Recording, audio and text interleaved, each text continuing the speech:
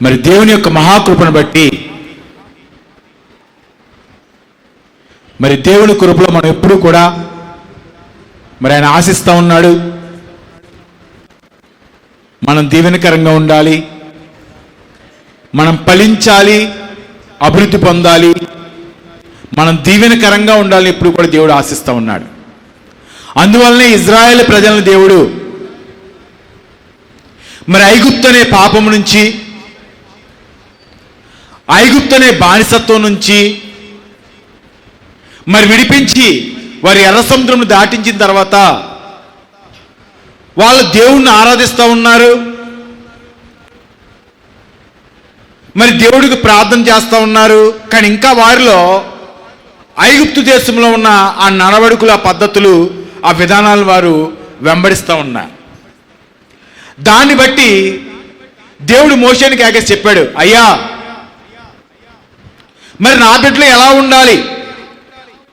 నన్ను వెంబడించుకోరేవారు, నేను ఆశీర్వదించే బిడ్డలు, నేను ఆశించిన బిడ్డలు ఎలా ఉండాలి అన్నప్పుడు మరి మోషేకి ఆగేసి దేవుడు 10 ఆజ్ఞలను మరి దేవుడిచ్చి మరి దేవుని మందసంలో మరి ఆ 10 ఆజ్ఞల బల్లలు 2 బల్లలు పెట్టి మరి వాళ్ళకి చెప్పాడు దేవుడు, మీరు బ్రతుకు దినాలన్నీ కూడా ఈ ఆజ్ఞలను మీరు వెంబడిస్తూ వీటిని పాటిస్తూ వీటి ప్రకారంగా మీరు బ్రతికినప్పుడు నేను మిమ్మల్ని ఆశీర్వదిస్తాను, నేను మిమ్మల్ని దీవిస్తాను, నేను ఎప్పుడు కూడా మీకు సహాయకరంగా, తోడుకరంగా, మీకు ఆదరణగా నేను ఉంటానని దేవుడు చెప్పాడు. అందుకని మనం చెప్పాను మీకు మొన్న, ఆజ్ఞ చాలా ప్రాముఖ్యమైనది. దేవుని మాటలు మనం వినాలి. దాంట్లో మొదటి ఆజ్ఞ కోసం నేను మీకు చెప్పాను. దేవుడు చెప్తున్నాడు, నేను తప్ప నీకు వేరొక దేవుడు లేడు. ఈ లోకంలో నేను తప్ప నీకు వేరొక దేవుడు లేడు. కాబట్టి నువ్వు నన్ను ఆరాధించేవాడిగా, నన్ను కనపరిచేవాడిగా, నన్ను మహిమపరిచేవాడిగా ఉండాలన్న ఆజ్ఞ కోసం నేను మీకు వివరించాను. అందులో మనం ఎలా ఉండాలి, విగ్రహాలంటే ఏంటి, ఈ లోక సంబంధమైన మనకున్న ప్రతి ఆశ అది విగ్రహమే, దేవునికి వ్యతిరేకమైంది అన్న విషయాన్ని మనం తెలుసుకున్నాం. రెండోదిగా దేవుడు చెప్తున్నాడు, ఈ భూలోకంలో ఏ రకమైన రూపాన్ని కానీ మరి ఏ రకమైన విగ్రహాన్ని కానీ మరి ఏ రకమైన ఆకారాన్ని కానీ మీరు చేసుకుని దానికి బలర్పిస్తాం కానీ మరి దానికి మీరు ప్రార్థన చేయటం కానీ మరి దానికి మీరు మరి ఆరాధన చేయటం కానీ చేయొద్దని దేవుడు చెప్తున్నాడు.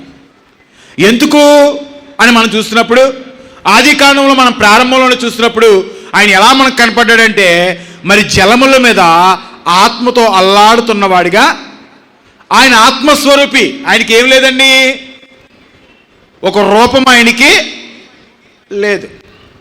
ఈ లోకంలో మనం అనేకమైన రూపాలని మరి చేసుకుని మనం దేవుడిని ఆరాధిస్తాం. అవుతూ దేవుడు చెప్తున్నాడు, ఏ రకమైన దానిని నువ్వు చేసుకోవద్దు, మానవుల చేతులతో సృష్టించిన దేనిని దేవుడని నీవు ఆరాధించొద్దు.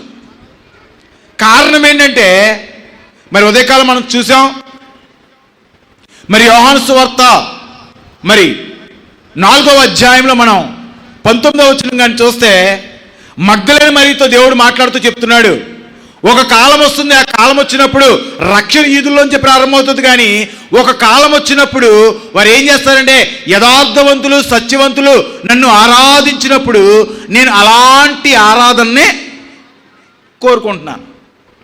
ఎలాంటి ఆరాధన కోరుకుంటున్నాడు దేవుడు?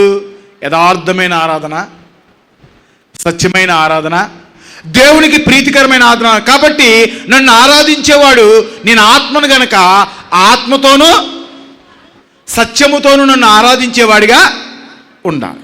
కాబట్టి దేవుడిని నమ్ముకున్న మనము మరి భక్తి అంటే పొద్దున్నే లెగిసి తలారా స్నానం చేసి మనం లేకపోతే ఎక్కడ దండం పెట్టుకుని అక్కడ దండం పెట్టుకుని ఇలా చేసి అలా చేసి ఒకవేళ దానినే మనం ఒకవేళ భక్తి అని మనం ఒకవేళ అనుకుంటా ఉంటే, దేవుడు చెప్తున్నాడు, నన్ను ఆరాధించేవాడు ఎలా ఉంటాడంటే తన మనస్సుతోనూ మరి పూర్ణ హృదయముతోనూ పూర్ణ ఆత్మతోనూ నన్ను వెంబడించేవాడిగా ఉండాలి.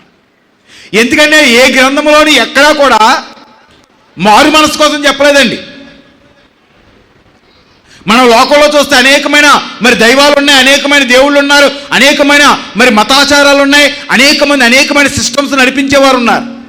కానీ ఎందులో కూడా వాళ్ళు ఏం చెప్తారంటే, నువ్వు ఈ పూజ చేసుకో బాగుంటావు, ఇది పెట్టుకో, నువ్వు ఈ నిమ్మకాయ నీకు పెట్టుకో, ఇంక నీ షాప్కి ఏముండదో, నదరు ఉండదో, లేకపోతే నీకేముండదంటే ఎలాంటి ఇబ్బంది రాదు. ఇలాంటివి చాలా విషయాలు మరి చాలా రకాలైన మత గ్రంథాల్లోంచి మనకు తెలియపరచబడతా ఉంటాయి. అయితే మనం ఏం పెట్టుకుంటే, సిలువు పెట్టుకుంటే రాదా? చాలామంది మన వాళ్ళు అంటూ ఉంటారు, తల కింద బైబిల్ పెట్టుకుంటారండి. ఏదైనా ఆందోళన కానీ, కంగారు కానీ, అనారోగ్యం కానీ, ఇబ్బంది కానీ ఏమైనా వచ్చిందనుకోండి, భయం వేసింది అనుకోండి, వెంటనే ఏం చేస్తారండి? గూట్లో ఉన్న బైబిల్ అప్పుడు దాకా తీయమండి. కొద్దిగా ఏదైనా భయం వచ్చిందనుకోండి, ఏదైనా కంగారు వచ్చింది, ఏదైనా అలజడి వచ్చింది, గుండెల్లో నొప్పి వచ్చినట్టుగా అనిపించింది అనుకోండి, వెంటనే బైబిల్ తీసేసుకుని ఎక్కడ పెట్టేసుకుంటామండి? గుండెల మీద పెట్టేసుకుంటాం, కడుపు మీద పెట్టేసుకుంటాం, తల కింద పెట్టేసుకుంటాం. మరి బైబిల్ అలా పెట్టుకుంటే ఇంకా రాదా దెయ్యము? లేకపోతే మెడలో మనం ఒక సిలువ వేసుకుంటే ఇంకా దెయ్యం రాదా, మనల్ని ముట్టుకోదా?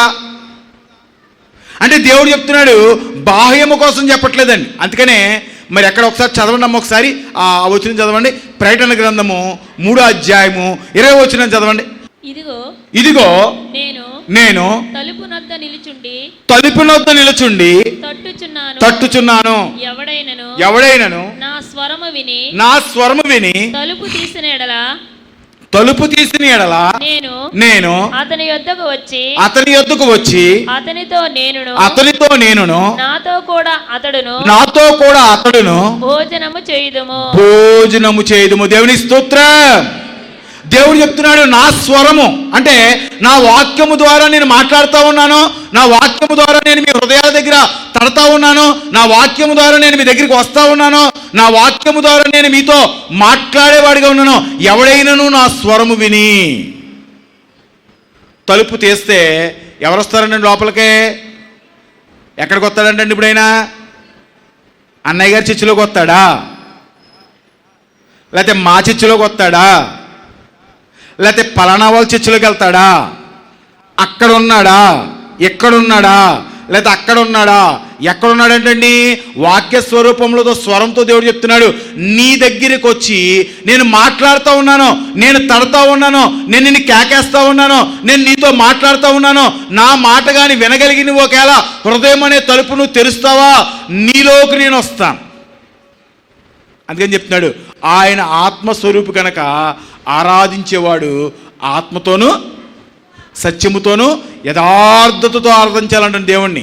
అలాంటి వారి ఆరాధన అంటే దేవుడికి ప్రీతికరమని దేవుడు చెప్తున్నాడు. కాబట్టి దేవుడు చెప్తున్నాడు, ఆయన ఎలా ఉంటాడన్నప్పుడు ఆత్మస్వరూపిగా మన దగ్గరికి, వాక్య స్వరూపిగా మన దగ్గరికి. అందుకని దేవుడు చెప్తాడు, వాక్యమే శరీరధారి మీ మధ్యన సంచారం చేస్తుంది. వాక్యమే దేవుడు. ఎవరు దేవుడండి?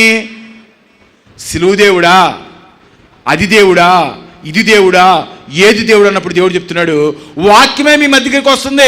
మీ దగ్గరికి నేను వాక్య రూపాన్ని వస్తున్నాను, నా స్వరం మీకు వినిపిస్తా ఉన్నాను, నా మాట మీకు వినిపిస్తా ఉన్నాను. ఎవరైతే హృదయం అనే తలుపులు తెరుస్తారో దేవుడు చెప్తున్నాడు, ఆత్మస్వరూపిగా నేను మీలోకి వస్తాను. కాబట్టి దేవుడిని ఆరాధించేవాడికి ఏం కావాలండి? మారు మనస్సు కావాలి. మరి మన దేవుడిని వెంబడించాలి, క్రీస్తుని వెంబడించాలి, క్రీస్తులో ఎదగాలి. మరి యేసుక్రీస్తు ప్రభువారు చెప్తున్న ఆశీర్వాదాలు మనం పొందుకోవాలి, దీవెన మనం పొందుకోవాలి, మన కుటుంబంలో నెమ్మది కలిగి ఉండాలి, మనం సంతోషాన్ని కలిగి ఉండాలంటే క్రీస్తు యేసు ప్రభువారి దగ్గరికి వచ్చి నీవు ఏమి కలిగి ఉండాలంటే దేవుడు చెప్తున్నాడు, నీ మనస్సు మారాలి. అందుకని యేసు ప్రభువారు సువార్త ప్రకటిస్తున్నప్పుడు చెప్పారు, ఇదిగో పరలోక రాజ్యము సమీపిస్తూ ఉంది. మీరు మారు మనసు పొంది ఎవరి వైపుకి చూస్తారంటే దేవుని వైపుకి చూడండి. దేవుని రాజ్యము సమీపిస్తూ ఉంది, దేవుని యొక్క మరి ఉగ్రత సమీపిస్తూ ఉంది. దేవుడు చెప్తున్నాడు, నువ్వు మారు మనసు పొందు. ఇలా చాలా మంది మనం దేవుడి దగ్గరికి వస్తున్నాం కానీ, దేవుడి దగ్గర దండం పెడుతున్నాం కానీ మరి మార్పు లేని వారిగా చాలా విషయాల్లో.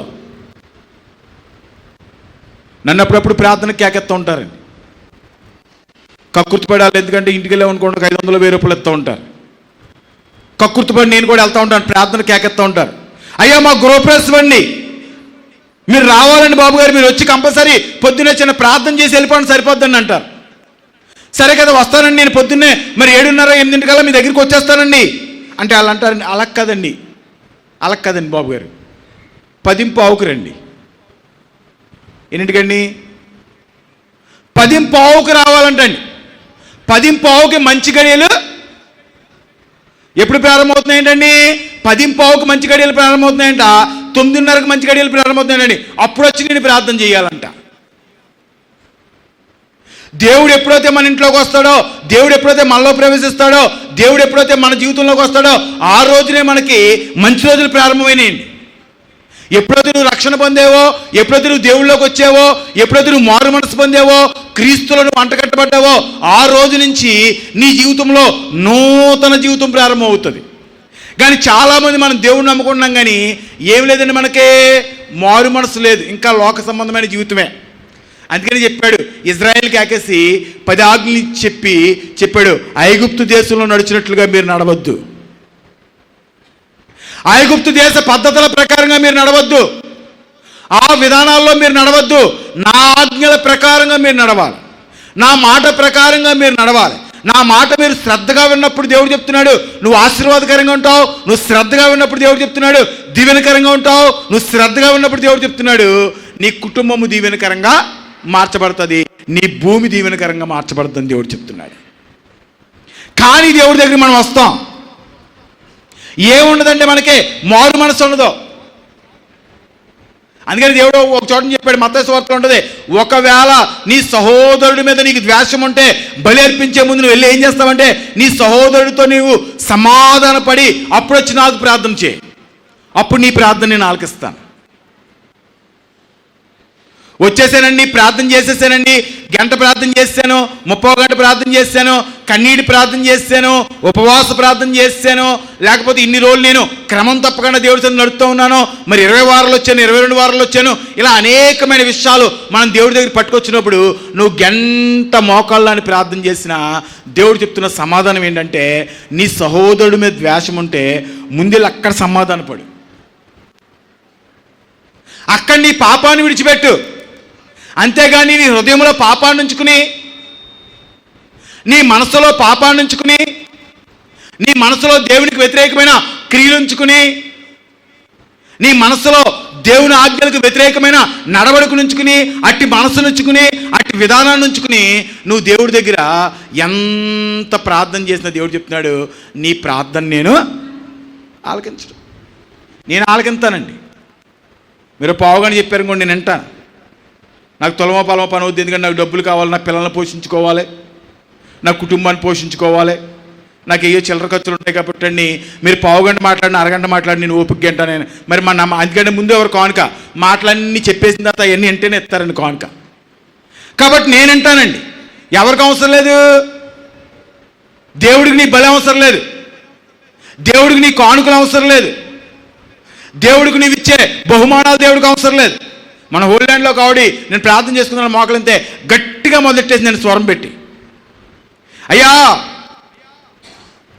మరి మా అమ్మాయికి ఇది ఇచ్చి మా అబ్బాయికి ఒకవేళ స్థలం ఇచ్చేసి ఆ ఉద్యోగాన్ని మళ్ళీ ఇచ్చేస్తే మళ్ళీ నీ సన్నిధికి వచ్చినైనా మరి నేను 116 కానుక ఇచ్చేస్తాను తండ్రి అని గట్టిగా ప్రార్థన చేసేస్తుందండి ఆవిడ.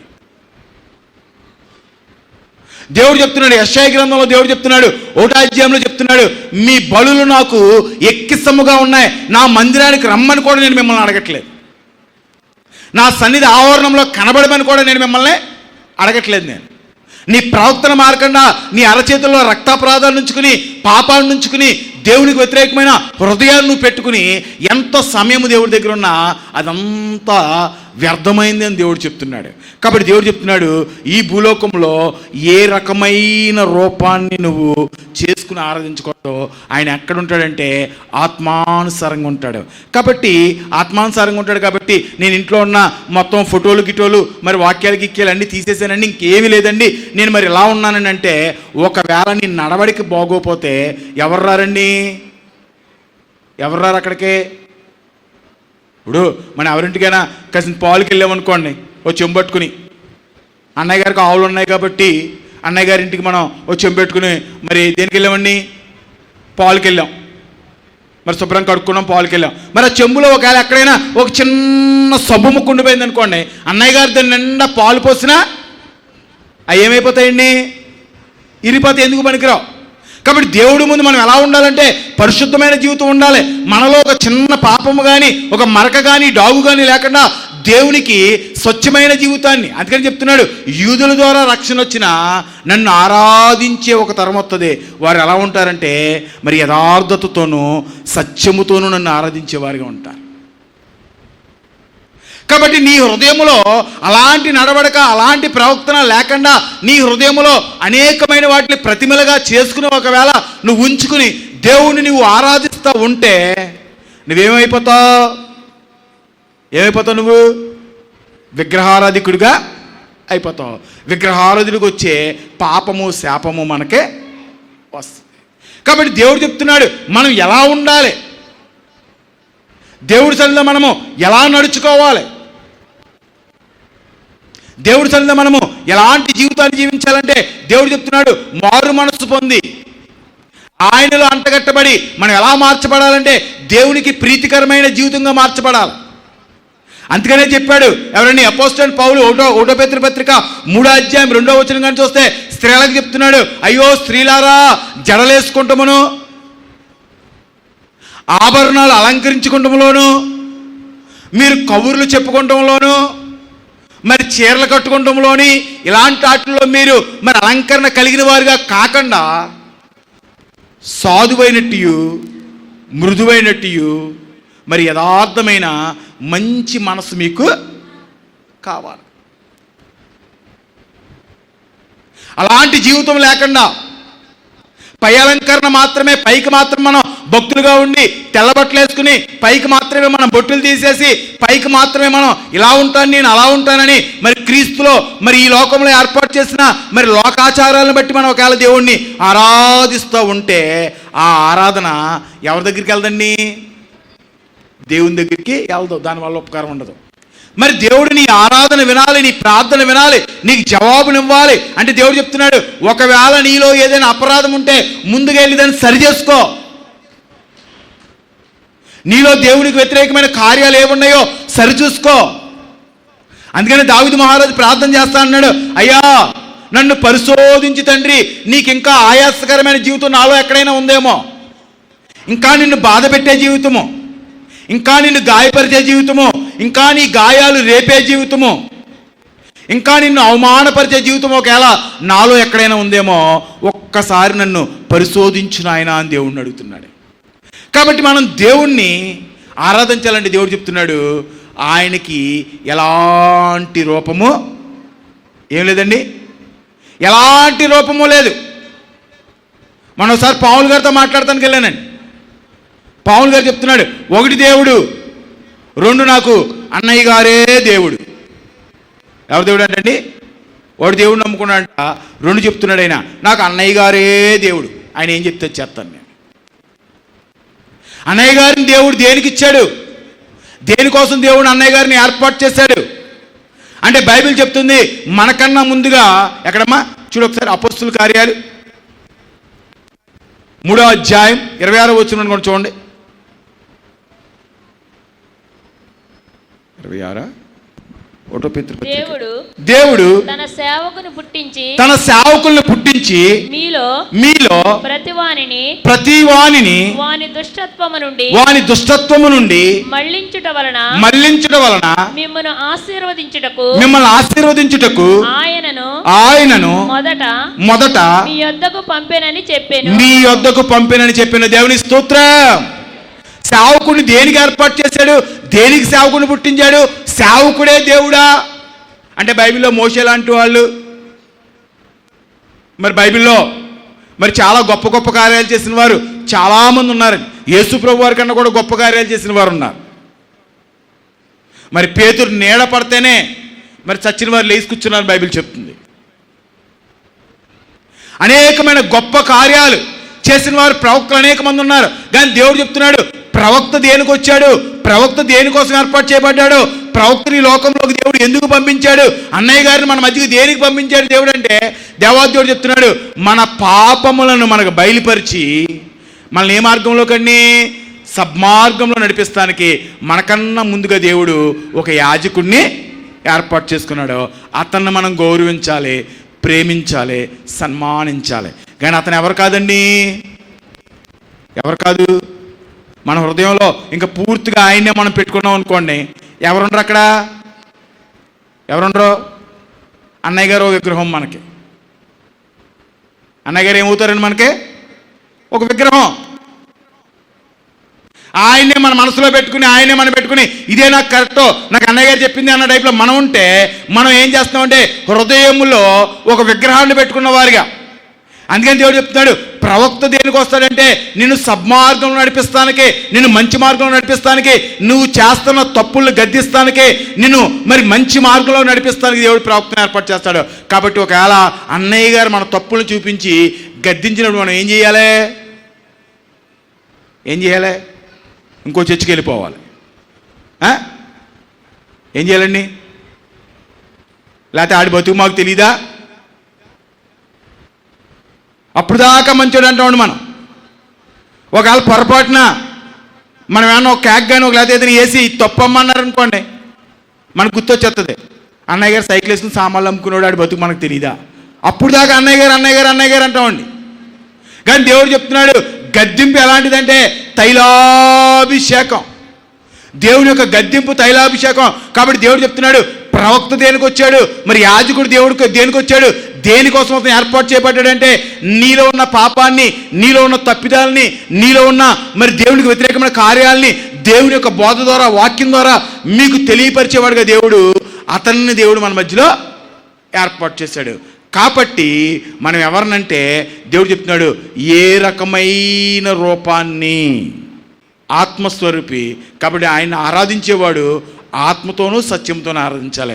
కాబట్టి ఆయన చెప్తున్నాడు, నేను నీ హృదయం దగ్గరికి వస్తున్నాను, నా వాక్యంతో నీ దగ్గరికి వస్తున్నాను, నువ్వు తీస్తావా? ఎక్కడికి వస్తాడంటే అయినా మన లోపలికే వస్తాడు. కానీ మనం అన్నీ వింటామండి. అమ్మ 7 వారాలు రా, నీకు కార్యం జరుగుతుంది వింటాం. అమ్మా ఇదిగో ఈ నాప్కిన్ పట్టుకెళ్ళు, నీ ఇంటి గుమ్మం ముందు కట్టు, నీలోకి ఎలాంటి చీకటి రాదు, నమ్ముతామండి. ఈ తైలం పట్టుకెళ్ళు, ఇన్నిండా చల్లుకో, ఇదిగో నీకు ఏదైనా భయం ఎత్తి ఈ జపమాల పట్టుకెళ్ళు, ఇది మెడలో వేసుకో, లేకపోతే ఇదిగో దేవుడి ఫోటో పట్టుకెళ్ళు, గుమ్మం ముందు పెట్టు. ఇవన్నీ నమ్ముతామండి. ఏమి నమ్మమండి? దేవుని మాటను నమ్మం. నిన్ను వలె నీ సహోదరుని దేవుడు ప్రేమించమన్నాడు, ప్రేమించలేని మనసు మనకు ఉంటుంది, అది మనం దేవుడి మాట కింద నమ్మం. ఎవరిని ద్వేషించొద్దు, ఎవరిని అవమానపరచొద్దు, ఎవరిని కించపరచొద్దు, ఎవరిని అవమానకరంగా నువ్వు మాట్లాడొద్దు, అందరినీ ప్రేమించేవాడుగా ఉండమని దేవుడు చెప్పాడు. అది మనకు నచ్చదండి. విధేయత కలిగి జీవించమని దేవుడు చెప్పాడు. విధేయత కలిగి నువ్వు అహంకారాన్ని విడిచిపెట్టి దేవుడి తల్లిలో తగ్గింపు స్వభావం కలిగి దేవుడు బ్రతకమన్నాడు. కొద్దిగా మనల్ని ఆశీర్వదించగానే మనకు అహం వచ్చేస్తుంది, అది మనకు నచ్చదండి. ఆ వాక్యం మన లోపలికి వెళ్దాం, ఆ మాట మన హృదయంలోకి వెళ్దాం. మరి అవసరం లేని మరి లోక ఆచారాలను, అనేకమైన ఆచారాలను మనం వెంబడిస్తూ అదే మనం ఆరాధన చేస్తాం, అదే దేవుడిని ఆరాధిస్తాం అనుకుంటే దేవుడు చెప్తున్నాడు, నిన్ను నువ్వు మోసం చేసుకుంటున్నావు, నాకు దూరము అయిపోతున్నావు. కాబట్టి దేవుడిని ఆరాధించే నీవు ఎలా ఉండాలని దేవుడు చెప్తున్నాడు. ఏ రకమైన ప్రతిమని చేసుకోకూడదు.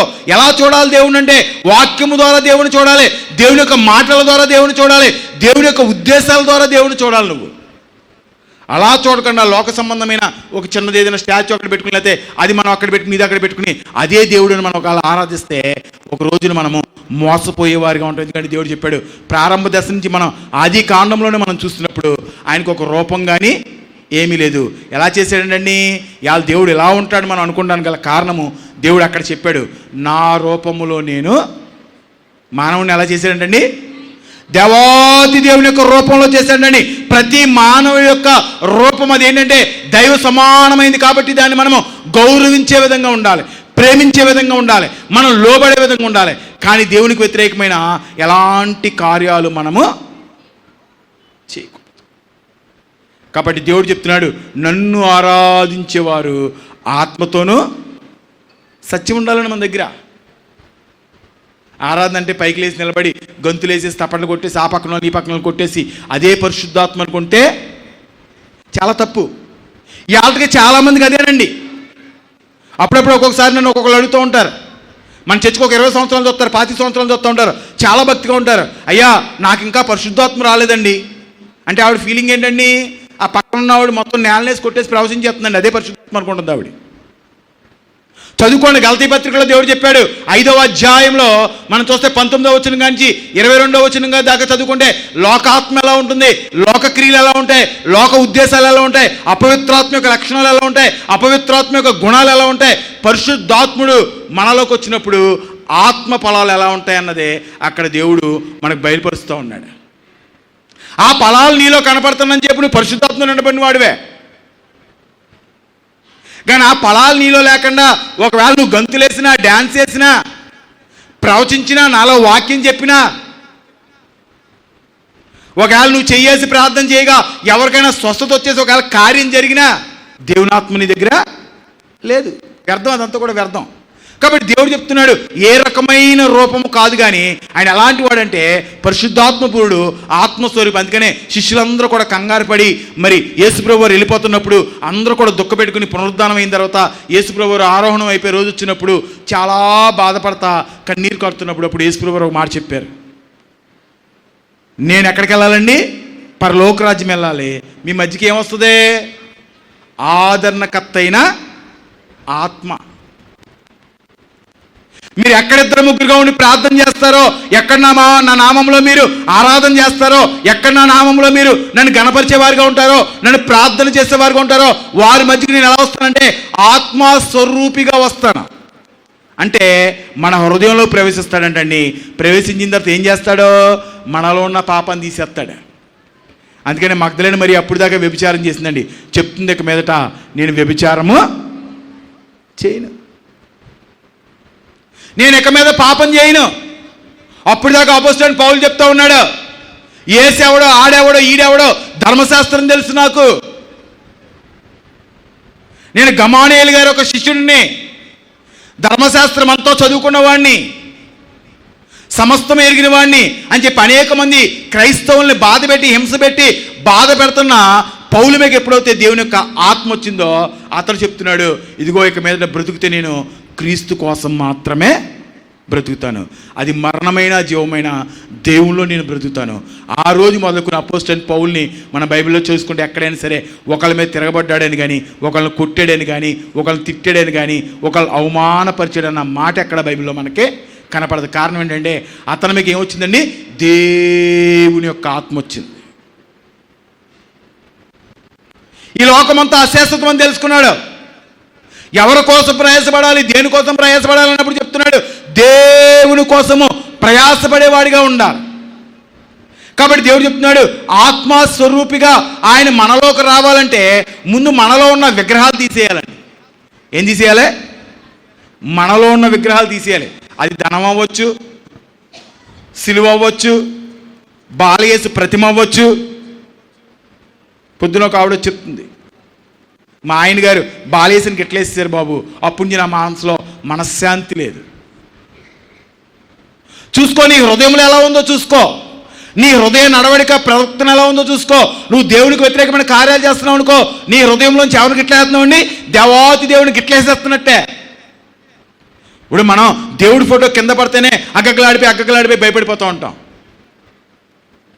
ఏదో మరి ఏదైనా జరిగిపోద్దేమో, మన ఇంట్లో ఏదైనా అపకీర్తి ఏమైనా జరిగిపోద్దేమో, ఏదైనా శోధన రాబోతుందేమో, ఏదైనా ఇబ్బంది రాబోతుందేమో, అయ్యో దేవుడు ఇది మన చేయి జారిపోయిందని మనం చాలా కంగారు పడిపోతూ ఉంటామండి.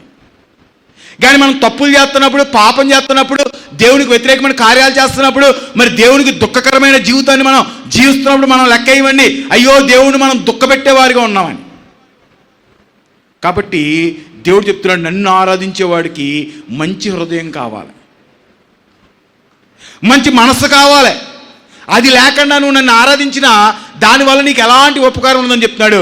రెండవదిగా దేవుడు మరి మూడో ఆజ్ఞగా దేవుడు చెప్తున్నాడు. చూడండి ఒకసారి నిర్గమాకాండము 20వ అధ్యాయము 7వ వచనం చదవండి. నీ దేవుడైన యెహోవా నామమును వ్యర్థముగా నుచ్చరింపకూడదు. యెహోవా తన నామమును వ్యర్థముగా ఉచ్చరింపు వారిని నిర్దోషిగా ఎంచడు. దేవుని స్తోత్రం. దేవుడు చెప్తున్నాడు, నా నామాన్ని నువ్వు వ్యర్థముగా పలకద్దు, అనవసరమైన విషయాలు నా నామం పేరు నువ్వు పలకద్దు. మొన్న గొడవకి మాట్లాడటానికి వెళ్ళామండి. ఎవరో ఇంట్లో చిన్న సమస్య ఉందని పిలిచారు, ఏదో మాట్లాడమని పిలిచారు. నేను వెళ్ళి ఆ మాట ఈ మాట మాట్లాడుతున్నాను. ఒకరికొకరు రుజుపరుచుకునే విషయం వచ్చేటప్పటికి వాళ్ళ అబ్బాయి అంటున్నాడు, ఇదిగో నేను బైబిల్ తీసుకొచ్చి దేవుడి ముందు పెట్టి ప్రమాణం చేసి నేను చెప్తాను, అతను చెప్తాడేమో అడగండి అంటున్నాడు. ఎవరి మీద ఒట్టంటండి? దేవుడి మీద, దేవుని వాక్యం మీద ఒట్టు పెట్టి తను నిజమే చెప్తాడంటండి. ఇవాళ మన పిల్లల మీద ఒట్టేయాలంటే మనం ఏం చేస్తామండి? వేసేస్తాం గమ్ముని, వేసేస్తామా? ఏమండి 36 సార్లు ఆడేమవడండి, మనం ఒట్టేసినవి ఏమవడం, మన పిచ్చ మన బ్రహ్మ తప్పితే కానీ ఆడు ఒట్టేసినవి ఏమవడండి. ఆడు పాపి చిరకాలం బతుకుతాడని చెప్పాడు, శుభ్రంగా బతుకుతాడు. మనం అనుకుంటాం ఒట్టేస్తే ఒకవేళ నా కొడుకు ఏమైనా అయిపోద్దేమో, నా కొడుకు ఏమైనా ఇలా అయిపోద్దేమో అలా అయిపోద్దేమో అని ఎంతో ఆలోచిస్తామండి. దేనికైనా ఒకవేళ మీ అమ్మగారి మీద ఒట్టేయమన్నాం అనుకోండి, తల్లి మీద ఒట్టేస్తానికే చాలా ఆలోచిస్తామండి. కానీ ఏం చేస్తున్నామంటే, మనం చాలామంది చూస్తూ ఉంటాం, ప్రతి చిన్న విషయానికి ఏదైనా ఇంట్లో సమస్య వచ్చిందనుకోండి, భర్త అయిన భార్య అని అంటూ ఉంటారు, ఇదిగో నేను బైబిల్ మీద ప్రమాణం చేస్తున్నాను, ఇదిగో నేను దేవుడి మీద ప్రమాణం చేస్తున్నాను. దేవుడు చెప్తున్నాడు, నా నామాన్ని నువ్వు వ్యర్థంగా ఉచ్చరిస్తే రేపొద్దున నువ్వు శిక్షకు దేనికి అర్హుడు అంటే, దేనికి పడితే దానికి పడితే ఎక్కడ పడితే అక్కడ ఎవరి మాట మాట్లాడకూడదంటండి. దేనివల్ల తీర్పు వస్తుందంట చూడండి ఒకసారి. మత్తయి సువార్తలో ఉంటుంది. నేను మీతో చెప్పినదేమనగా మనుషుల పలుకు వ్యర్థమైన ప్రతి మాటను గూర్చియు విమర్శ దినమున లెక్క చెప్పవలసి ఉండును. నీ మాటలను బట్టి నీతిమంతుడవని తీర్పు నొందుదువు. నీ మాటలను బట్టి అపరాధివని తీర్పు నొందుదువు. దేవునికి స్తోత్రం. దేవుడు చెప్తున్నాడు, నీ నోటితో మాట్లాడే ప్రతి మాటను ఎవరు లెక్కిస్తారంటండి? ఇప్పుడు మనం ఎక్కడ పడితే అక్కడ ఎలా పడితే అలా మాట్లాడేసి ఎవరు చూడలేదు, ఎవరికి తెలియలే, నేను చాలా తెలివితేటలుగా మాట్లాడేసాను, నేను చాలా బాగా మాట్లాడేసాను, చాలా బాగా మరి నేను అంటించేశానని చెప్పి చాలా సులువుగా అబద్ధాలు ఆడేసి చాలా సులువుగా ఏం చేస్తామండి? అనవసరమైన మాటలన్నీ కూడా మనం, అందుకని చెప్పాడు పేతురు గారు, ముసలమ్మ ముచ్చట్లో సరిపెట్టు కట్టిపెట్టు. ఎవరిని ఆరాధిస్తావు నువ్వు? దేవుణ్ణి ఆరాధించాలి, దేవుణ్ణి ప్రార్థించే వారికి ఉండాలి. కాబట్టి నీ నోరుని కట్టుకో. దేవుడు చెప్తున్నాడు, నువ్వు పలికే ప్రతి వ్యర్థమైన మాటకు రేపొద్దున అంత్యకాలంలో నువ్వు తీర్పుకి వెళ్ళినప్పుడు పరలోక రాజ్యం వెళ్తానని నువ్వు అనుకుంటున్నావు కాబట్టి పరలోక రాజ్యం వెళ్ళినప్పుడు అక్కడ దేవుడు పెడతాడంటండి. ఇవాళ మన నాన్నగారికి తెలియపోవచ్చు, ఇవాళ మన అమ్మకి తెలియకపోవచ్చు, మన భర్తకు తెలియకపోవచ్చు, మన భార్యకు తెలియకపోవచ్చు. ఇప్పుడు మీరు నా దగ్గరికి వచ్చి చెప్పారనుకోండి, ఒక దైవజనుడిగా నాకు కూడా తెలియకపోవచ్చు. కానీ దేవుడు చెప్తున్నాడు, అవన్నీ కూడా లెక్కిస్తాడంటండి. ఎప్పుడంటండి? తీర్పు దినాన్ని దాన్ని బయట పెడతాడంటండి. నీ నిష్కలంకతను బట్టి, నీ యథార్థతను బట్టి, నీ నమ్మకమైన జీవితాన్ని బట్టి, నువ్వు నడిచిన యథార్థమైన బ్రతుకుని బట్టి నీకు తీర్పు దేవుడు తీరుస్తాడంట. నీ మాటలను బట్టి రేపొద్దున నీకు శిక్ష ఖరారవుద్దంటండి. అన్ని సీడీలు వచ్చేస్తాయండి. ఎక్కడొచ్చేస్తాయండి? రేపొద్దున పరలోక రాజ్యం మనం వెళ్ళినప్పుడు అన్ని సీడీలు వచ్చేస్తాయి.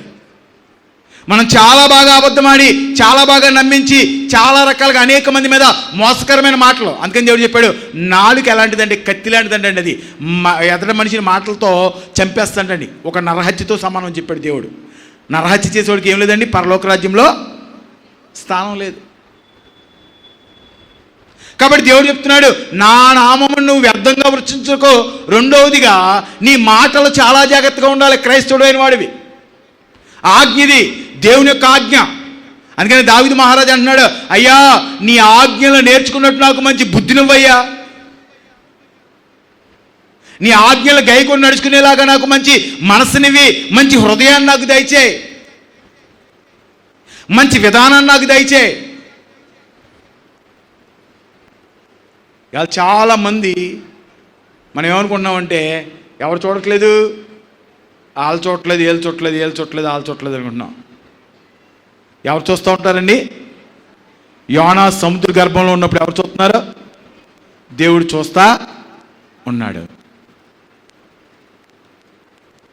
ఇశ్రాయేలు ప్రజలందరూ ఎర్ర సముద్రంలో నిలబడినప్పుడు కూడా దేవుడు చూస్తూ ఉన్నాడు. మనం ఏ పని చేస్తున్నా, ఏది చేస్తున్నా దేవుడు మనకు చూస్తున్నాడనే భయం మనకు ఉండాలి. ఇవాళ దేవుడిని నమ్ముకున్నాం, దేవుని ఆజ్ఞ ప్రకారం నడుస్తున్నాం అంటే ఏదో చర్చికి వెళ్తున్నాం, చర్చికి వెళ్ళిన తర్వాత కొన్ని సిస్టమ్స్ ఉంటాయి, ఆ సిస్టమ్ ప్రకారంగా రొట్టె ఇస్తారు కాబట్టి రొట్టె తీసేసుకుని చిన్న దండం పెట్టేసుకుని 10 రూపాయలు 20 రూపాయలు 50 రూపాయలు 100 రూపాయలు దేవుడికి వేసేసి మనం వచ్చేస్తే బొట్టులు తీసేస్తే దేవుడిని నమ్ముకున్నామని చెప్పి దేవుడి సొంత మనం నడిచేస్తే దేవుడి ఆశీర్వాదాలు వస్తాయా, దేవుడి దీవులు వస్తాయంటే దేవుడు నమ్ముకున్నట్టేనా అంటే, ఇది ఇప్పుడు మన ముందు డ్యాన్స్ చేశాడు కదండి. మీరు అందరూ కూడా కిందకి పైకి చూశారు, ఎగదెగ చూశారు, నవ్వుకుంటూ ఉన్నారు. నేను కూడా వెళ్ళిరే అటు వెళ్ళిపోరా ఇటు వెళ్ళిపోరా అన్నాను. ఆయన చూసి మన అందరం కూడా నవ్వుకున్నాం కదండి. ఆడు మన అందరికన్నా ముందు బాప్తిసం తీసుకున్నాడు అన్నయ్య గారి దగ్గర. ఎప్పుడండి? మన అందరికన్నా ముందే తీసేసుకున్నాడండి బాప్తిసం. వాడు ఏమి లేదండి, వాడికి మారు మనసు లేదు, దేవుడి దగ్గర బ్రతకాలన్న ఆశ లేదు, మనసంతా లోకంలో ఉంది, పాపంలో ఉంది, మద్యముతో నిండబడ్డవాడిగా. అంటే నువ్వు బాప్తిజం తీసుకుంటే దేవుడిని నమ్ముకుంటే గొప్పడు అయిపోతావా అంటే గొప్పడు కావు. మీకు ఒకసారి చెప్పాను, సీమోను కోసం చెప్పాను మీకు. గారడి విద్య చేసే సీమోను బాప్తిజం తీసుకుని ఏమైపోయాడో చెప్పాను మీకు. కాబట్టి దేవుడు చెప్తున్నాడు, వ్యర్థమైన మాటల వల్ల రేపొద్దు నువ్వు తీర్పులోకి వస్తావు. రేపొద్దు నువ్వు ఎక్కడికి వస్తావంటే దేవుడు ముందుకు నువ్వు వస్తావు. ఆ మాటలకు నువ్వేం చెప్పాలంటే సమాధానం చెప్పేవాడిగా ఉండాలి. దాన్ని బట్టి నీకు ఎలాంటి తీర్పు అని దేవుడు చెప్తున్నాడు. నువ్వు మంచివాడివా చెడ్డవాడివా అన్నదే నీ మాటలను బట్టి దేవుడు తీరుతానంటున్నాడు. ఇది కూడా ఆజ్ఞ. మొట్టమొదటిగా దేవుడు చెప్తున్నాడు, నేను తప్ప నీకు వేరొక దేవుడు లేడు. రెండోది, ఎలాంటి ప్రతిమల్ని ఎలాంటి విగ్రహాలకి నువ్వు నమస్కారం చేసి బలర్పించకుండా నీవు ఆత్మతో సత్యముతో దేవుడిని ఆరాధించమని దేవుడు చెప్తున్నాడు. మూడోదిగా దేవుడు చెప్తున్నాడు, వ్యర్థమైన మాటలల్లా మాట్లాడకు. ఇవన్నీ అవసరం లేదండి మనకి, ఇవన్నీ అవసరం లేదు. అప్పులు తీరిపోతాయని చెప్పామనుకోండి పరిగెడుతూ ఉంటాం. నేనేదో 2 మాటలు మీకు చెప్పాను అనుకోండి, నా పక్కన వాళ్ళు చెప్తూ ఉంటారు, అయ్యి బాబాయ్ ఆయన చెప్పింది ఏది చెప్తే జరిగిపోద్దండి, అక్కడే పరిగెడుతూ ఉంటాం. ఎవరి వైపుకి చూడమండి? దేవుని వైపుకి చూడం, సర్వశక్తిని వైపుకి చూడం. మన గుడారంలో ఉన్న పాపాన్ని తీయం, మన గుడారంలో ఉన్న దేవునికి వ్యతిరేకమైన కార్యాలు తీయం. కానీ మనం పరిగెడుతూ ఉంటాం, ఇక్కడ పరిగెడతాం, అక్కడ పరిగెడతాం, అక్కడ పరిగెడతాం, ఇక్కడ పరిగెడతాం, అనేకమైన చోట్ల పరిగెడి చివరికి ఏమైపోతుంటే ఇజ్రాయేల్ ఎడారిలో రాలిపోయినట్లుగా రాలిపోతూ ఉండు మనం. అలా కాకుండా దేవుడి సొంత నువ్వు కనపడాలి అనుకుంటూ ఉండొచ్చు. ఇవాళ మన అందరం పరలోక రాజ్యం వెళ్ళిపోతాం. నేను కూడా చెప్తూ ఉంటాను, మన సంఘం చాలా గొప్పదే. మన సంఘంలో మీరు మన సంఘానికి వచ్చేవాడు ఎవడైనా సరే ఎక్కడికి వెళ్ళిపోతాడండి? నడిపిస్తున్నాను, యథార్థంగా నడిపిస్తున్నాను, నా భక్తే వేరు, మన సంఘం భక్తే వేరు, మన విధానం వేరు, మరి అందరూ కూడా పరలోక రాజ్యం వెళ్ళిపోతారు అని చెప్పుకోవడానికి చాలా బాగుంటుందని. కానీ దేవుడు చెప్తున్నాడు, నా మార్గము ఇరుకైన మార్గము, అది చాలా కష్టమైన మార్గము. ఇరుకు మార్గంలోంచి కొంతమంది మాత్రమే లోపలికి రాగలరు, అందరూ లోపలికి రాలేరని దేవుడు చెప్తున్నాడు. ఆ మార్గంలో నువ్వు ప్రయాణం చేయాలంటే నీ మనసులోంచి ఏంటంటండి విగ్రహాలు తీసేయాలంట. రెండోదిగా దేవుడు చెప్తున్నాడు, నీ నోరు జాగ్రత్త, నోటికి వచ్చిందల్లా మాట్లాడకో, వ్యర్థమైన మాటలల్లా మాట్లాడకో. అందుకేనంటారు చాలామంది జ్ఞానం కలిగిన వారు మౌనంగా ఉంటారంటండి, అజ్ఞానులు మట్టుకో మాట్లాడుతూ ఉంటారంట.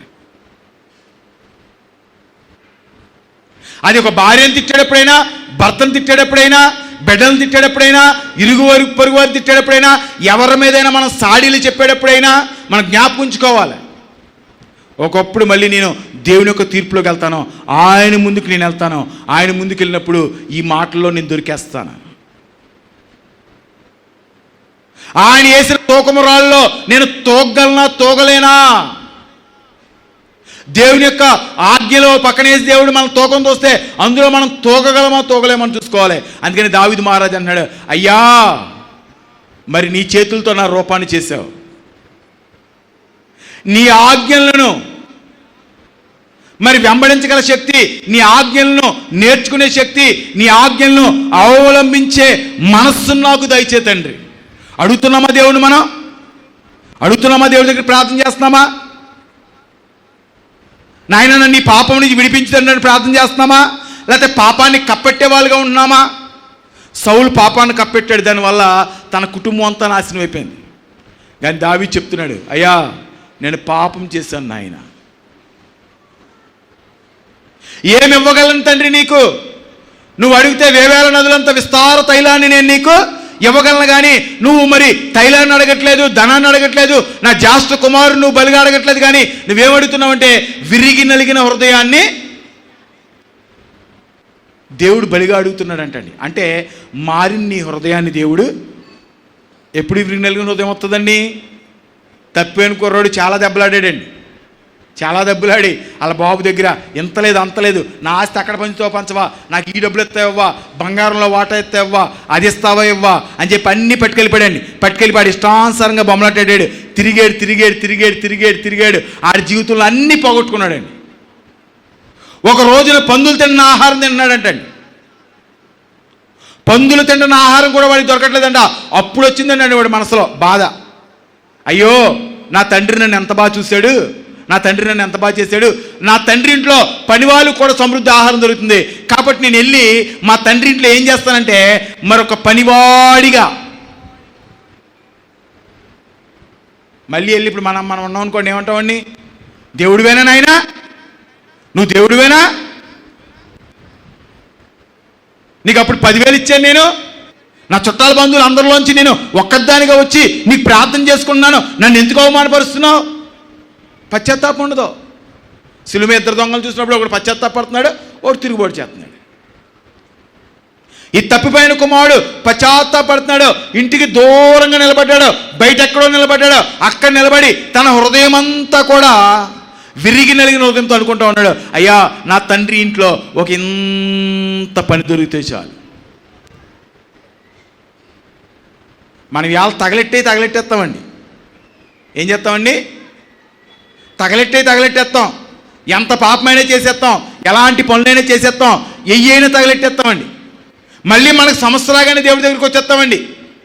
రాగానే వచ్చేసి ప్రార్థన చేసేసి ఉపవాసం ఉండిపోయి వారాలు తిరిగేసి మళ్ళీ కంటిన్యూగా చర్చకొచ్చేసి మళ్ళీ కంటిన్యూగా దేవుడి దగ్గర కనబడిపోయి మరి దేవుడి దగ్గర కన్నీరు కాచి, అయ్యా నేను ఇంత భక్తిగా ఉన్నాను నాకెందుకు చెయ్యవు? ఏది నీకు మారు మనసు? ఏది మారు మనసు?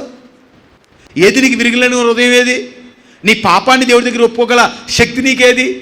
నువ్వు చేసిన అపరాధాన్ని దేవుడి ముందు, నేను తప్పు చేశానయ్యా, నేను నా జీవితంలో ఎలాంటి పాపం చేశాను, నేను ఎలాంటి భ్రష్టమైన స్థితి చేశాను, నేను దేవునికి వ్యతిరేకమైన కార్యాలు చేశానని దేవుడి పాదాల దగ్గర మోకరించి కన్నీరు కార్చి పశ్చాత్తాపడే మనసు నీకు లేకుండా దేవుని కార్యాలు నీ జీవితంలో నువ్వు చూడలే. మళ్ళీ వచ్చేయచ్చు చర్చకు, నువ్వు కొంతకాలం మానేయచ్చు, మళ్ళీ వచ్చేయచ్చు, మళ్ళీ బయటకు వెళ్ళిపోవచ్చు, నువ్వు తిరగచ్చు, మళ్ళీ వచ్చేయచ్చు, మళ్ళీ చెప్పచ్చు, నువ్వు దేవుడి దగ్గరికి వచ్చి చాలా కథలు చెప్పచ్చు.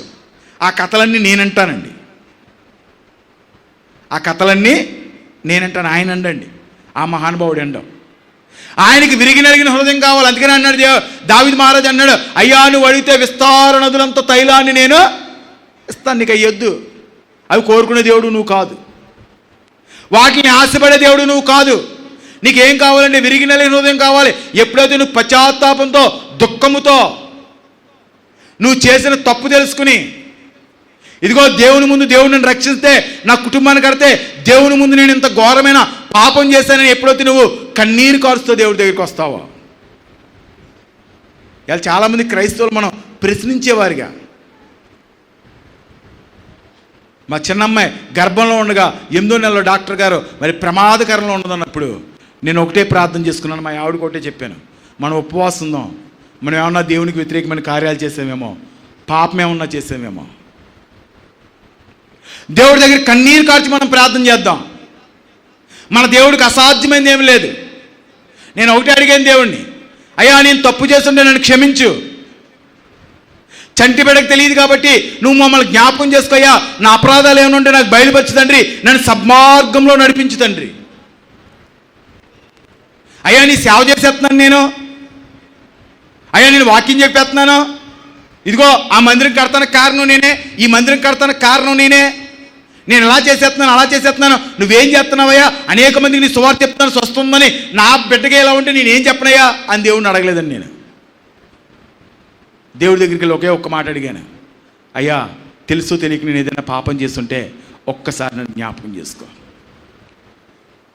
నా బ్రతుకు దినాలన్నీ కూడా నీ సన్నిధిలో నమ్మకంగా ఉండే మనస్సును నాకు దయచేయి, యథార్థతను నాకు దయచేయి, నీతిని నాకు దయచేయి.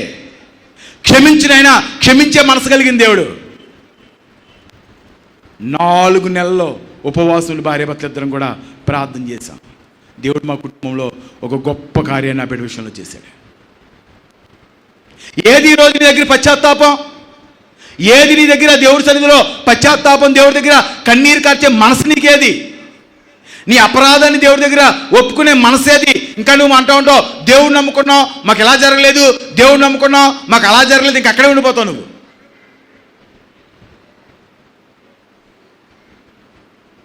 అంతేగాని అపరాధాన్ని దేవుడి దగ్గర. అందుకని నాతాన్ ప్రవక్త వచ్చి చెప్పాడు దావీదుకి, అయ్యా దావీదా గొప్ప పాపం చేశావయ్యా, గొప్ప అపరాధం చేసావు. దేవుడు చెప్తున్నాడు ఇదిగో నీ కుటుంబంలో యుద్ధాలు వస్తాయని చెప్తున్నాడు, ఇదిగో నీ కుటుంబంలో నాశనం రాబోతుందని చెప్తున్నాడు. దేవుడు చెప్తున్నాడు నీ బిడ్డలే నీ మీద తిరగబడతారని చెప్తున్నాడని చెప్పాడు. దావీదు రాజండి, రాజు, 12 రాజ్యాలకు రాజు. ఏసేంట్రా ఆయన లోపల అనలేదండి, ఆయన లోపల ఏసేంట్రా అనలేదండి.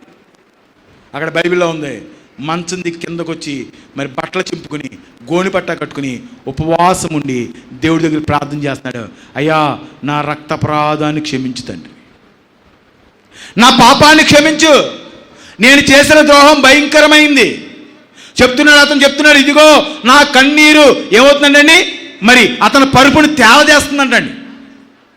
ఆ రాజ్యంలో ఎక్కడ ఉంటుంది కీర్తనలో, నా కన్నీటితో నా పరుపు తేలిపోతూ ఉంది, నా ఎముకలు ఇరిగిపోతూ ఉన్నాయి.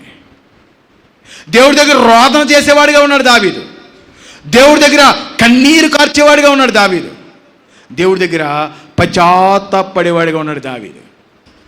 ఇవాళ మన హృదయాల్లో పశ్చాత్తాపం ఉండదు, కన్నీరు ఉండదు. కానీ ఏం కావాలండి, ఏం కావాలి? అక్కడ ఏదో అయిపోతుందంటే అక్కడికి, ఇక్కడ ఏదో అయిపోతుందంటే ఇక్కడికి, అక్కడెక్కడో ఏదో అయిపోతుందంటే అక్కడికి. ఎక్కడున్నాడు దేవుడు? ఎక్కడున్నాడు? హోలీల్యాండ్లో ఉన్నాడా? ఎక్కడ ఉన్నాడా? ఎక్కడున్నాడండి దేవుడు? ఎక్కడున్నాడు? నీ దేహమే దేవుని యొక్క దేవాలయం. దేవుడు చెప్తున్నాడు నీలోనే నేనున్నాను, నీతోనే నేనున్నాను. నువ్వు చూసుకోలేకపోతున్నావు దేవుణ్ణి, నీలో ఉన్న దేవుణ్ణి ఆరాధించలేకపోతున్నావు, నీలో ఉన్న దేవుణ్ణి నువ్వు స్తుతించలేకపోతున్నావు, నీలో ఉన్న దేవుణ్ణి నువ్వు గణపరచలేకపోతున్నావు. లోక సంబంధమైన కార్యాలతో, లోక సంబంధమైన జీవితంతో, మరి సాతాను యొక్క లక్షణాలతో నువ్వు బ్రతుకుతున్నప్పుడు దేవుడు ఏమైపోతాడండి, మనలోంచి దూరం అయిపోతాడంట. చాలామంది క్రైస్తవులు, దేవుడు చెప్తున్నాడు రేపొద్దున్న నీ మాటల ద్వారా ఏమొస్తుందంటండి, తీర్పు వస్తుందంటండి. ఇలా మన నోటికి వచ్చినట్టుకల్లా మాట్లాడితే ప్రతి మాటకి దేవుడు చెప్తున్నాడు రేపొద్దున నువ్వు సమాధానం చెప్పాలి. నోరు కట్టుకోవాలి, దేవుడిని అడగాలి మనం, అయ్యా వ్యర్థమైన మాటలల్లా మాట్లాడకుండా నా నోటినికి కళ్ళెం పెట్టినాయినా, ఎవరి మీద నేరం మోపుకున్నట్లు కొండాలు చెప్పుకున్నట్లు నాకు నైనా నా నోటికి కళ్ళెం పెట్టు తండ్రి, నీతిని నాకు దయచేయి, యథార్థతను నాకు దయచేయి, నమ్మకమైన జీవితాన్ని నాకు దయచేయి. క్రైస్తవ జీవితం అంటే ఏదో మారిపోతాం, ఇందులోకి వచ్చేస్తాం అందులోకి వచ్చేస్తాం అనుకుంటున్నారు చాలామంది. ఇందులోకి వచ్చేస్తాం అందులోకి వచ్చేస్తాం కాదండి. క్రైస్తవ జీవితం అంటే మారు మనసు పొందే జీవితం అండి, పాపాన్ని అసహించుకునేవాడి జీవితం. మన పాస్టర్ గారు చెప్పారండి, ఓ చిన్న కథ చెప్పారు, చాలా బాగుంది. మన నడవడికలు ఎలా ఉంటాయో చెప్తున్నాను. ఒక గొర్రె, ఒక యజమాని దగ్గర కొన్ని గొర్రెలు ఉన్నాయంటండి, కొన్ని పందులు ఉన్నాయంటండి. ఒక గొర్రె ఒక పంది నడుచుకుంటూ వెళ్తున్నాయంటండి. అలా నడుచుకుంటూ వెళ్తూ ఉండగా అక్కడ ఒక మురుకు గొయ్యి ఉందంటండి.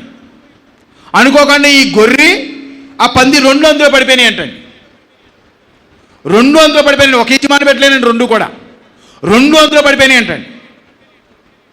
పడిపోయిన తర్వాత పంది శుభ్రంగా మరి ఆ బురదగుంటలో పడగానే హాయిగా 2 కాళ్ళు 4 కాళ్ళు ఇలా పెట్టి ఆరజాపుకుని శుభ్రంగా బురదలో ఈ పక్కకే ఆ పక్కకే దొల్లుతా హాయిగా ఉందంటండి. ఈలోపు గొర్రె లేసిందండి, పైకి లేసిందంటండి, బయటకు వస్తానికి ప్రయత్నం చేస్తుందంట. చాలా ప్రయత్నం చేస్తుందండి, రాలేకపోతుందండి బురదలోంచి.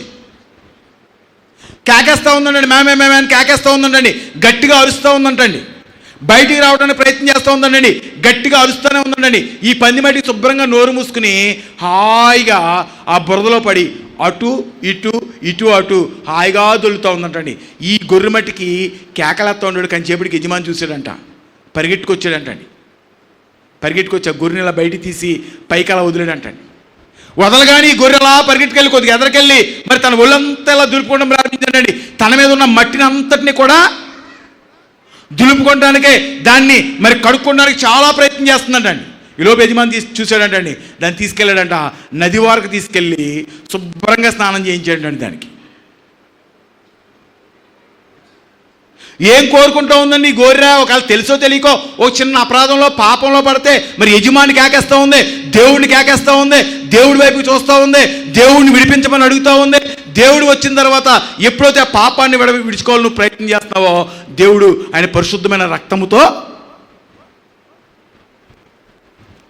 కానీ పంది మట్టి శుభ్రంగా హ్యాపీగా ఉందండి. అందులో కారణం ఏంటంటే దాని స్వభావం అలాంటిది. మరి పాడైపోతాను గల కారణం అంటే లోపలంతా కూడా ఒక పంది లాంటి హృదయాన్ని కలిగి ఉండి మరి పాపాన్ని చూడగానే జిర్రుకునేవారుగా, పాపాన్ని చూడగానే పాకులాడేవారుగా, పాపాన్ని చూడగానే పరుగులెట్టేవారుగా, మరి పాపం అనే బురదలో దొల్లేవారుగా అయిపోతున్నారండి. దేవుడి సన్నిధిలో పరిశుద్ధంగా బ్రతకాలనే ఆశ ఉండలేదు. ఆ గొర్రె పవిత్రమైంది కాబట్టి గొర్రె బయటికి రాగానే అనుకుంటా ఉంది, నా మీద ఎలాంటి బురద ఉండకూడదు. అపరాధాన్ని అంగీకరిస్తూ ఉంది, పాపాన్ని అంగీకరిస్తూ ఉంది, దాన్ని తీసివేస్తూ ఉంది. దేవుడు దాని పాపాలని శాపాలని అన్నిటిని కడిగివేసి దాన్ని పరిశుద్ధంగా దేవుడు మారుస్తూ ఉన్నాడు. ఇలా చాలామంది జీవితంలో మనం మార్పు లేని జీవితాన్ని దేవుడు చెప్తున్నాడు, ఏ రకమైన రూపాన్ని నువ్వు ఆరాధించకూడదు. దేవుడు చెప్తున్నాడు, వ్యర్థమైన మాటలల్లా నువ్వు మాట్లాడకూడదు. దేవుడి నామం పేరున ఒట్టులు పెట్టకూడదు. దేవుడి నామం మీద ప్రమాణాలు చేయకూడదు. ఇలా ఎవడైనా మన ఇంటికి వచ్చి 10,000 ఎప్పుడు ఇస్తా ఉన్నాడు అనుకోండి, దైవ ప్రమాణం అండి, వచ్చేవారు ఇచ్చేస్తానండి. దేవుడి మీద ప్రమాణం అండి, వచ్చేవారు ఇచ్చేస్తాను. దేవుడు చెప్తున్నాడు, వాడికి శిక్ష వస్తుంది, ఒకరోజు వాడి మీద తీర్పు వస్తుంది, ఒకరోజు వాడి మీకు ఏమొస్తుందంటే దేవుని యొక్క ఉగ్రత వస్తుందని దేవుడు చెప్తున్నాడు. ఒకవేళ ఎంతకాలం నీ జీవితంలో ఒకవేళ నువ్వు అలా ఉంటే ఇవాళ దేవుడిని అడుగు. ఈరోజు దేవుడిని నువ్వు అడుగు. నేర్చుకోవాలి, దేవుడి సన్నిధికి వస్తున్నావు, నువ్వు నేర్చుకోవాలి. ఎంతకాలం ఇంకా తెలియని వారుగా, ఎంతకాలం ఇంకా పాలు తాగేవారుగా మనం ఉంటాం? ఎంతకాలం ఇంకా బైబిల్ వాక్యము తెలియని వారిగా, క్రైస్తవ జీవితంలో ఎలా బ్రతకాలో తెలియని వారిగా ఇంకెంతకాలం మనం ఉంటాం? ఎంతకాలం సువార్త వినబడతా ఉంటుంది? దేవుడు చెప్తున్నాడు, ఒక రోజునది మూసివేయబడుతుంది. నేర్చుకో. దేవుడు చెప్తున్నాడు, నీ హృదయం అనే తలుపు దగ్గరికి వస్తూ ఉన్నాను. నా స్వరము ద్వారా నేను నీతో మాట్లాడుతూ ఉన్నాను. నా మాటల ద్వారా నేను నీతో మాట్లాడుతూ ఉన్నాను. నా మాటల ద్వారా నేను నిన్ను సంధిస్తూ ఉన్నాను. నా మాటల ద్వారా నిన్ను మరి సరిచేయాలని నేను ప్రయత్నం చేస్తూ ఉన్నాను. నువ్వు వింటావా? నేను నీ దగ్గరికి వస్తాను.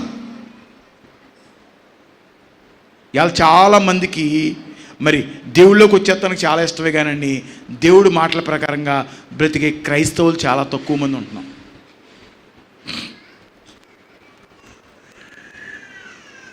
దేవుడి ఉద్దేశాలని ఈ దేశంలో నిర్వర్తింపజేసే మరి క్రైస్తవులు చాలా తక్కువ మందే ఉంటున్నాం.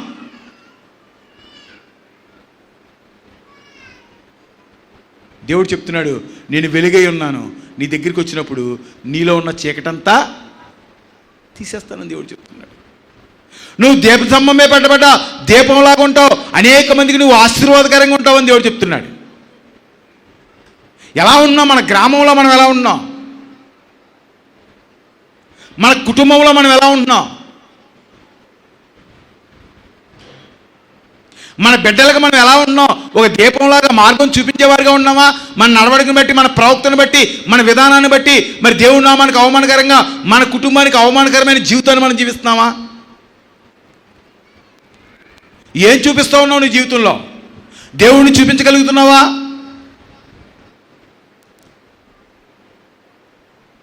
దేవుడి మార్గాన్ని తెలుసుకోగలుగుతున్నావా?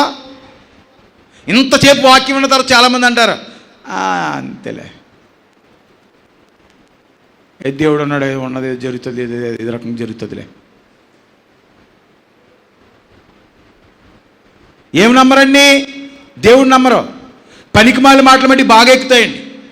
మనకు ఆయన యూట్యూబ్లో చెప్తున్నాడు, ఒక కుర్రోడు సరదాగా యూట్యూబ్లో చెప్తున్నాడండి,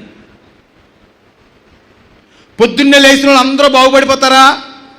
అందరూ కూడా పొద్దున్నే లేకమంటారు కదా, పొద్దున్నే లేచి చదువుకోండి, పొద్దున్నే లేచి ఎలా ఉండండి, సూర్యోదయానికి ముందే లేగాలి, సూర్యోదయానికి ముందే లేగితే మంచిది అని చెప్తున్నారు కదా. పాలోడు లెగుతున్నాడు, పేపర్ వాడు లెగుతున్నాడు, పాలోడు బాగుపడిపోయాడా? పాల ప్యాకెట్లు ఎత్తున్నాడు బాగుపడిపోయాడా? పేపర్ ఎత్తున్నాడు బాగుపడిపోయాడా? ఇలా చాలామంది అంటారు, దేవుడు నమ్ముకుంటే బాగుపడిపోతావా? మంచి మార్గాన్ని వెళ్తే బాగుపడిపోతావా?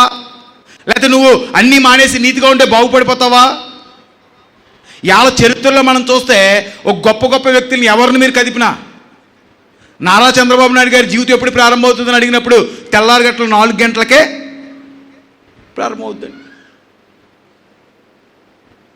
అనేక మంది గొప్ప దైవజనుల యొక్క జీవితాన్ని మనం చూసినప్పుడు వారిని మనం అడిగినప్పుడు చెప్తారు, తెల్లారగట్లు లేచి మేము దేవుని దగ్గర మోకరించి ప్రార్థన చేసేవారం, ఉదయకాల సమయంలో దేవుని యొక్క ప్రసన్నతని మేము పొందుకునేవారిగా ఉన్నాం.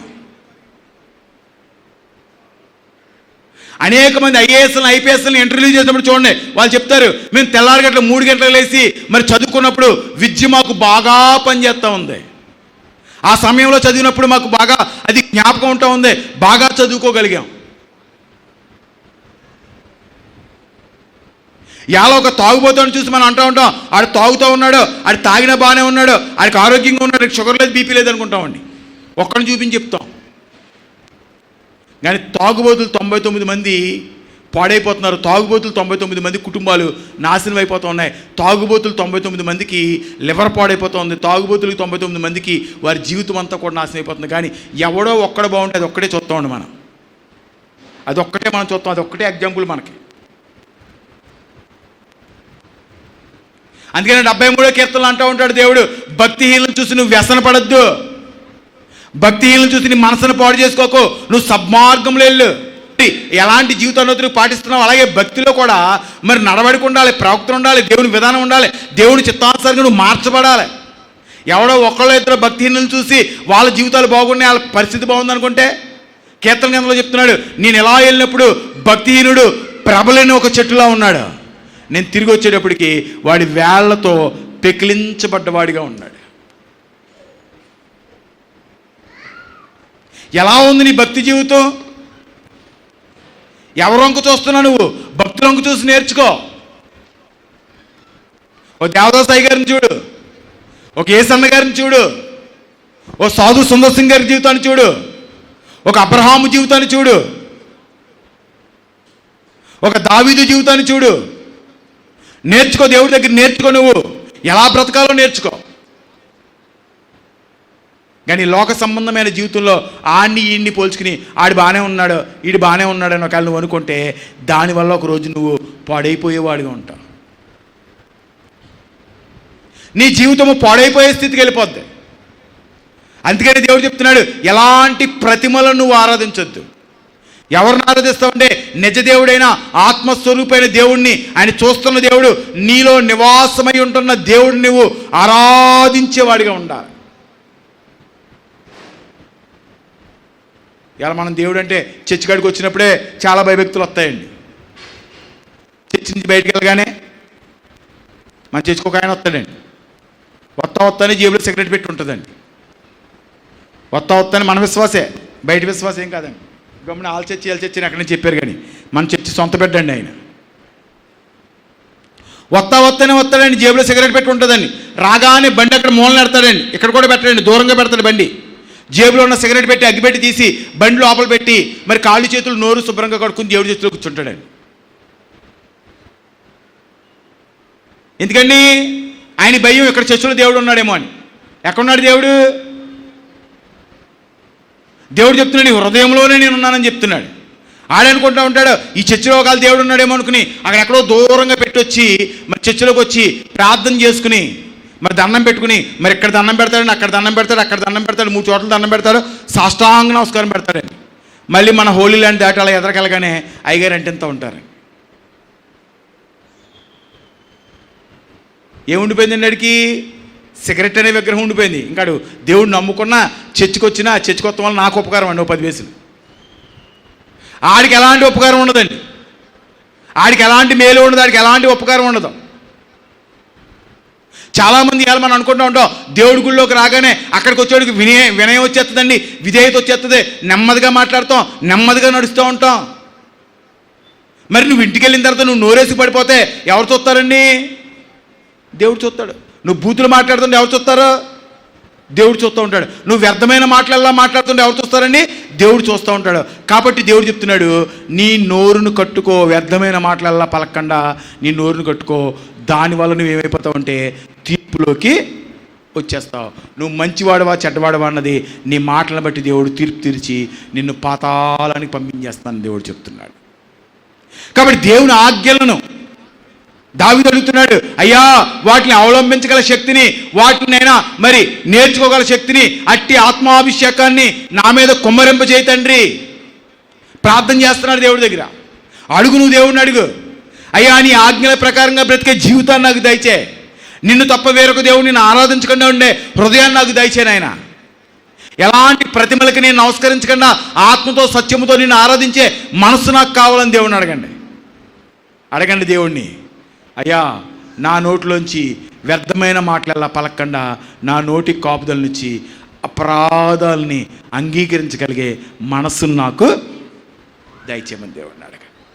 మనం అలా అడిగినప్పుడు దేవుడు చెప్తున్నాడు, నేను ఆజ్ఞని ఎవడైతే ప్రేమిస్తున్నాడో వాడు నన్ను ప్రేమిస్తున్నట్టే, నన్ను ప్రేమించే వారికి దేవుడు చెప్తున్నాడు సమస్త విషయాల్లో నేను తోడు నీడగా ఉండి. ఇలా మనం ఇక్కడ దేవుడి సన్నిధికి వచ్చామంటే ఏం కోరుకుంటున్నామండి? మనం ఏం కోరుకుంటున్నాం? ఆయన తోడు కోరుకుంటున్నాం లేదా?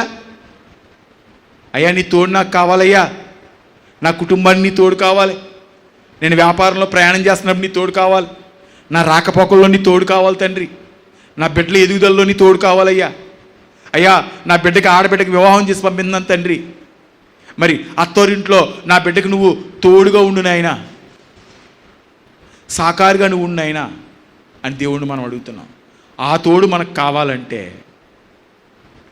ఆయన తోడు, ఆయన ఆశీర్వాదం మనకు కావాలంటే దేవుడు చెప్తున్నాడు, నువ్వు ఎలా ఉండాలంటే నేను తప్ప నీకు వేరొక దేవుడు ఉండకూడదు, నన్ను ఆరాధించేదానిగా నువ్వు ఉండాలి. ప్రతిమలను దేన్ని నువ్వు ఆరాధించకూడదు, ఆత్మతోనూ సత్యంతోనూ ఆరాధించాలి. మూడవదిగా ఏంటంటే వ్యర్థమైన మాటలల్లా. ఈ 3 ఆజ్ఞలు నువ్వు ఎప్పుడైతే నడవడికలో నువ్వు చూపిస్తావో దేవుడి దగ్గర,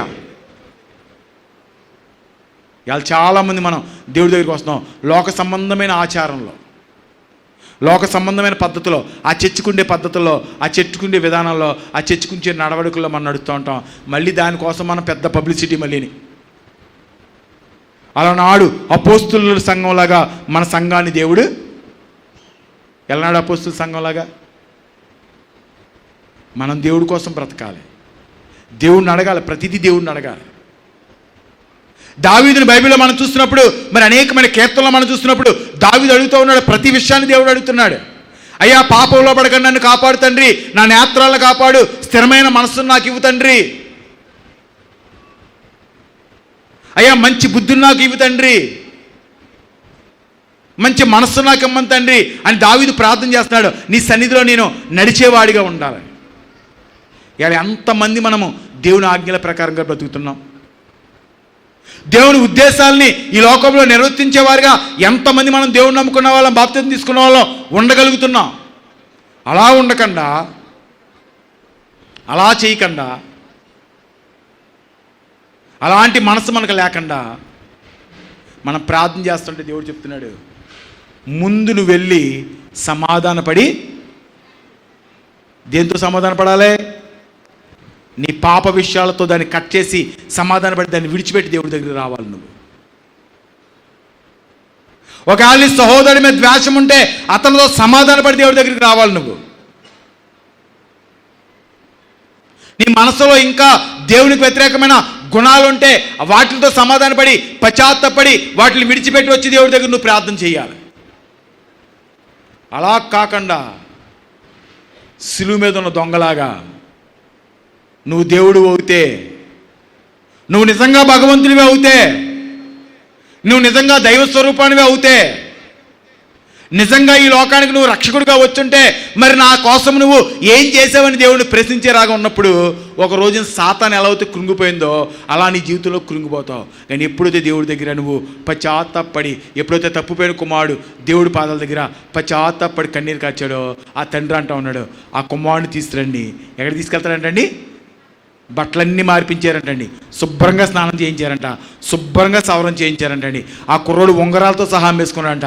వెంటనే చేతికి ఉంగరం పెట్టారంటండి. తీసుకెళ్ళి ఎక్కడ కూర్చోబెట్టాడంటండి? ఆయన సింహాసనంలో కూర్చోబెట్టాడండి దేవుడు. అందుకని దేవుడు చెప్పాడు, జయించి వచ్చిన వాడికి నా సింహాసనాన్ని నేను బహుమానంగా ఇస్తాను. కాబట్టి ఎప్పుడైతే నువ్వు పాపాన్ని జయించి, లోక సంబంధమైన క్రియలను జయించి, నీ పాపం విషయమై పశ్చాత్తాపడి దేవుడి ముందు నువ్వు నిలబడతావో, దేవుడు చెప్తున్నాడు, నీ తలంటిని తీసుకెళ్ళి ఆయన సింహాసనం మీద కూర్చోబెట్టి ఈ భూమి యందు ఆ పరమయందు ఎప్పుడు కూడా నువ్వు ఆశీర్వాదకరంగా ఉన్నట్లు దేవుడు దీవించునుగాక. ఆమేన్.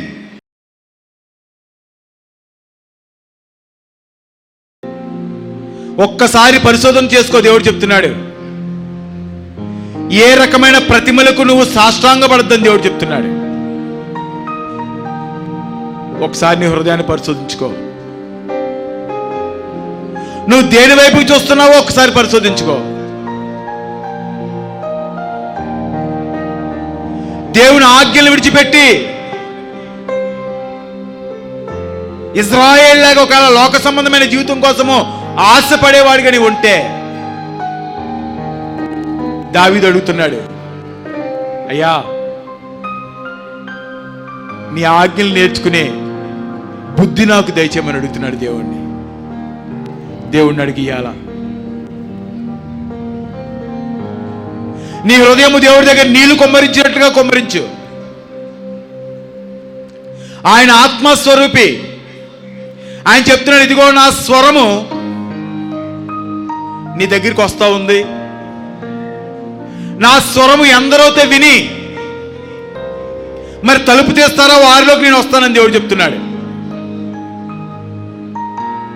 మరి ఎంతకాలము దేవుని స్వరం వెనకుండా తలుపులు మూసుకుంటా ఉన్నావేమో, ఎంతకాలము దేవుని స్వరం నీలోకి రాకుండా తలుపులు మూసుకుంటా ఉన్నావేమో. ఇవాళ తెరువు, దేవుని లోపలికి కేకే. ఆయన నీలోనే ఉన్నాను, నీతోనే ఉన్నానని చెప్తున్నాడు దేవుడు. ఎక్కడ వెతుక్కుంటా ఉన్నావు నువ్వు? ఎక్కడికి పరిగెడతా ఉన్నావు నువ్వు? అక్కడికి వెళ్తే నాకు బాగుంటుంది, ఇక్కడికి వెళ్తే నాకు బాగుంటుంది, ఆ చర్చికి వెళ్తే బాగుంటుంది, ఈ చర్చికి వెళ్తే బాగుంటుందో నాకు వెళ్ళ నువ్వు పరిగెడతా ఉన్నావేమో. దేవుడు చెప్తున్నాడు, ఇదిగో నా మాటల ద్వారా నీ దగ్గరికి నేను వస్తున్నాను, నువ్వు తీస్తే నీలోకి నేను వస్తానని దేవుడు చెప్తున్నాడు. నీ హృదయం అనే తలుపుని తెరువు, దానికి ఉన్న బంధకాలు తెంపివేయి,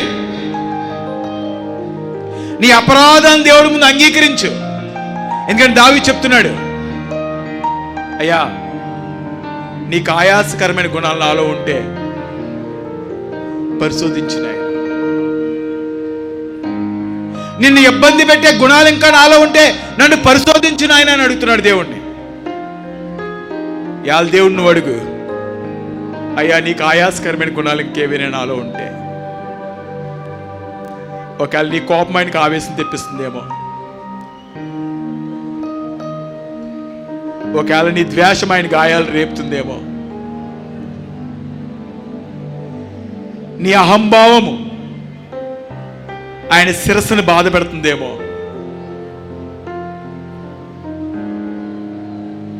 కృతజ్ఞత లేని నీ జీవితము, ఆయన్ని ఆయాస పెట్టేలాగా ఇంకొకళ్ళు ఉంటే ఇవాళ దేవుడిని అడుగు, అయ్యా నీ బిడ్డలాగా నన్ను మార్చుకోదండి. అపోస్తలుడు పౌలు చెప్తున్నాడు, అయ్యా ఇక మరణమైన జీవమైన నీతోనే ఉంటాను తండ్రి, యేసయ్యా నువ్వు ఉంటే చాలు నాయన, నాతో నువ్వు ఉంటే చాలు తండ్రి, నాలో నీ ఉంటే చాలు నాయన అని అడుగుతున్నాడు. అడిగి ఇవ్వాలి దేవుణ్ణి, నువ్వు ఉంటే చాలు నాయన, లోక సంబంధమైనది ఏది నాకు వద్దు తండ్రి. దేవుడు చెప్తున్నాడు, పైన ఉన్న వాటిని వెతుకు, భూ సంబంధమైన వాటిని వెతకందని దేవుడు చెప్తున్నాడు. ఇంతకాలం ఒకవేళ భూ సంబంధమైన వాటిని వెతుకుతూ ఉంటే అడుగు దేవుడు, ఆయన పర సంబంధమైన వాటిని చూసే నేత్రాలు నాకు దయచేతండి. అయ్యా నీ పాస్ సన్నిధిలో నమ్మకంగా బ్రతికే జీవితాన్ని నాకు దయచేయమని దేవుడిని అడుగు. ఎందుకంటే అపోస్తలుడు పౌలు చెప్తున్నాడు, వేషధరణ పై అలంకరణ కాదు కానీ నువ్వు సాధువైనట్టు మృదువైనట్టు అలంకరణ కలిగిన దానిగానే ఉండాలని దేవుడు చెప్తున్నాడు. ఎంతకాలము పైకి క్రైస్తవుల్లాగా తెల్ల చీరలు కట్టుకుని, పైకి ఒకవేళ క్రైస్తవుల్లాగా బొట్టులు తీసేస్తూ, పైకి ఒకవేళ క్రైస్తవులాగా నాలాగా తెల్లబట్టలేసుకుని వాక్యం చెప్పేలాగా ఒకవేళ మీరు ఉంటే ఇవాళ దేవుడిని అడగండి, అయ్యా మృదువైనట్టు స్వభావం నాకు దయచేతండి, సాధువైనట్టు స్వభావాన్ని నాకు దయచేతండి, అయ్యా క్షమించే హృదయాన్ని నాకు దయచేతండి. అయ్యా మరి నువ్వు చెప్తున్నావు అందరినీ ప్రేమించమన్నావు నాయనా, ప్రేమించే మనస్సు నాకు దయచే నాయనా.